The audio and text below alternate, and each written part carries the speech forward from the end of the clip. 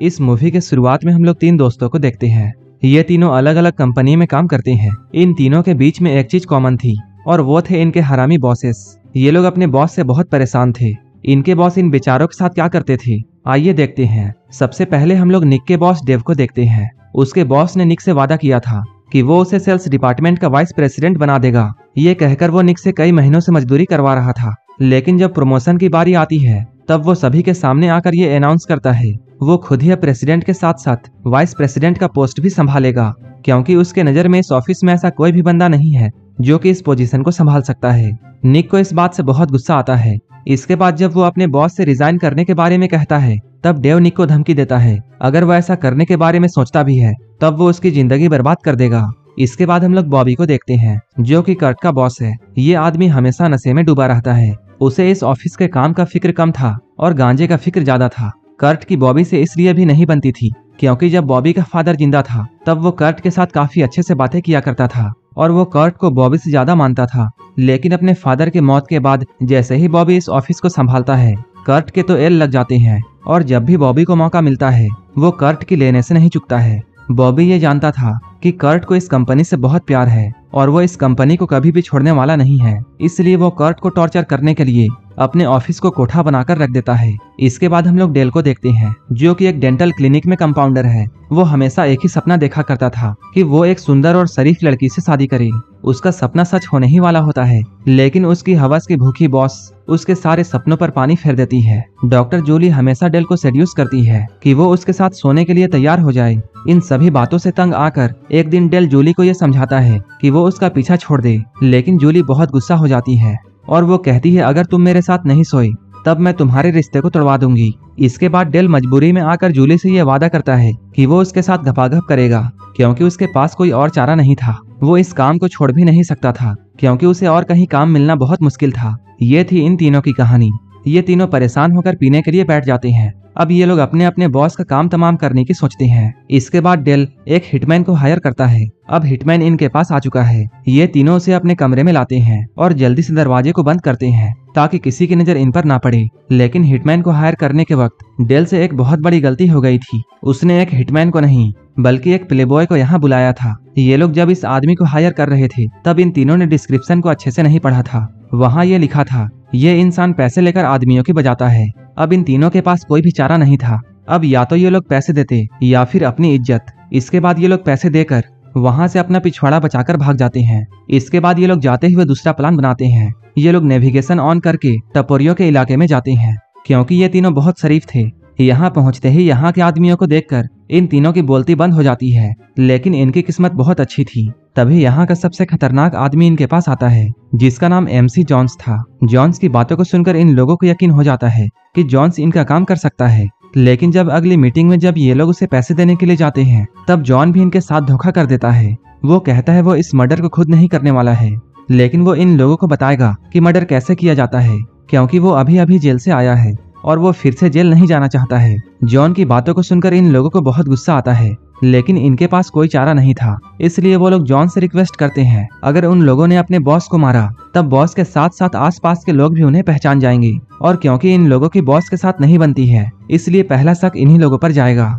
इनकी बात सुनकर जॉन्स इनसे कहता है ये बात तो तुम लोग भूल ही जाओ कि मैं तुम्हारे बॉसेस को मारने वाला हूँ, लेकिन मैं तुम्हें एक सलाह देता हूँ कि तुम लोग पुलिस से बचने के लिए एक दूसरे के बॉसेस को टपका सकते हो। अपने सुनहरे सुझाव को देकर जॉन्स यहाँ से चला जाता है।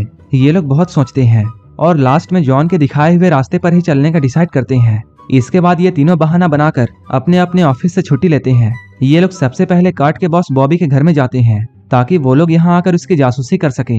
इन तीनों से एक गलती हो जाती है। जब ये लोग बॉबी के बेडरूम में जाते हैं तब डेल और निक से ड्रग्स का पैकेट गिर जाता है जिसमें बहुत सारा ड्रग्स था। इसे साफ करते हुए डेल बहुत सारा ड्रग्स सूंघ लेता है, जिसके बाद वो एक अलग ही दुनिया में पहुंच जाता है। अब ये लोग जल्दी से इस जगह को साफ करके यहाँ से निकलते हैं। अब ये लोग यहाँ से डेव के घर में जाने के लिए निकलते हैं जो कि निक का बॉस था। तभी रास्ते में कर्ट निक को बॉबी का फोन देता है और कहता है इसे अच्छे से संभाल कर रखना ताकि ये लोग बाद में बॉबी की फोन से और भी इंफॉर्मेशन निकाल सके। अब ये लोग डेव के घर में पहुंच चुके हैं। यहाँ पहुंचकर निक और कर्ल डेल को कार में ही रुककर बाहर नजर रखने के लिए कहते हैं क्योंकि वो अभी बहुत ज्यादा नशे में था। जैसे ही ये लोग अंदर जाते हैं थोड़ी ही देर में डेव जॉगिंग करके अपने घर में आता है। तभी डेव रास्ते पर सैंडविच का पैकेट फेंका हुआ देखता है, जो कि डेल ने खाकर फेंका था। इस बात को लेकर इन दोनों में बहस शुरू हो जाती है। तभी डेव जमीन पर गिरकर जोर जोर से फड़फड़ाने लगता है, क्योंकि डेल के सैंडविच में पीनट था और डेव को पीनट से एलर्जी थी। लेकिन इससे पहले कि वो मर जाता, डेल उसका इंजेक्शन लेकर डेव को लगाता है और वो उसकी जान बचाता है, क्योंकि अभी उसे पता नहीं था कि यही आदमी डेव है। ये दोनों घर के अंदर से ये नजारा देखते हैं और इन लोगों को ऐसा लगता है जैसे डेल ने नशे के हालत में डेव को मार दिया है। ये लोग जल्दबाजी में यहाँ से भागते हैं, लेकिन तभी निक से यहाँ बॉबी का फोन गिर जाता है। जब ये लोग डेल के पास पहुँचते हैं, तब डेल इन दोनों को बताता है वो उस आदमी को मार नहीं रहा था, बल्कि बचा रहा था, क्योंकि उसे पीनट से एलर्जी थी। तभी इन दोनों के दिमाग में एक आइडिया आता है। ये दोनों सोचते हैं वो लोग अब डेव को पीनट से एलर्जी करवाकर मारेंगे और वहीं दूसरी तरफ बॉबी के ड्रग्स में चूहे मारने वाली दवा मिला देंगे, जिससे बॉबी भी टपक जाएगा। अगर वो लोग ऐसा करेंगे तब उन्हें अपने बॉसेस को मारने के लिए उनके पास जाने की भी जरूरत नहीं है और किसी को पता नहीं चलेगा कि ये सब में इन तीनों का हाथ है। इस प्लान को बनाने के बाद डेल ढेर सारा पीनट खरीदता है और इधर निक चूहे मारने की दवा खरीद रहा था। वहीं इधर कर्ल डेल की बॉस जूली पर नजर रखने के लिए गया था। अभी तक हम लोगों ने इन तीनों मासूमों को देखा है, जो कि काफी शरीफ हैं और अपनी शराफत की वजह से डेल डेप के शैम्पू में पीनट नहीं मिला पाता है। वहीं इधर निक भी बॉबी के घर में नहीं घुस पाता है। इधर कर्ल जूली पर नजर रखने के बजाय उसके हवस का शिकार हो जाता है और वो जूली को देखते ही भूखे शेर की तरह दौड़ जाता है। तभी यहाँ कुछ ऐसा होता है जिसकी उम्मीद इन तीनों ने नहीं की थी। पिछली रात में बॉबी का जो फोन डेव के घर में गिरा था, वो डेव को मिल जाता है। बॉबी की फोटो को देखकर उसे ऐसा लगता है जैसे उसकी बीवी का चक्कर इसके साथ चल रहा है। इसके बाद डेव बॉबी के घर का एड्रेस निकालकर उसके घर में जाता है और वहां जाकर सीधे उसे गोली मार देता है। ये सारा नजारा बाहर से निक देखता है। इसके बाद वो तुरंत यहाँ से भागता है। वो इतना डर गया था कि वो बहुत तेज गाड़ी को चलाता है, जिसकी वजह से पुलिस उसे पकड़ लेती है। अब पुलिस धीरे धीरे इन तीनों को पकड़ती है, क्योंकि पुलिस को ऐसा लग रहा था कि बॉबी के मर्डर में इन तीनों का ही हाथ है। लेकिन इनके खिलाफ कोई भी सबूत नहीं था, जिसकी वजह से ये तीनों अभी बच जाते हैं। जब ये लोग यहाँ से निकल रहे थे, तभी एक पुलिस वाला इनके पास आकर ये कहता है, अगर तुम ही लोगों ने मर्डर किया है तब तुम लोग नहीं बच पाओगे, क्योंकि पुलिस जल्द ही बॉबी के घर का डीएनए टेस्ट करवाने वाली है। इस पुलिस वाले की बात सुनकर ये लोग बहुत डर जाते हैं। अब ये लोग याद करने की कोशिश करते हैं कि कहीं इन लोगों ने वहाँ कोई सबूत तो नहीं छोड़ दिया है।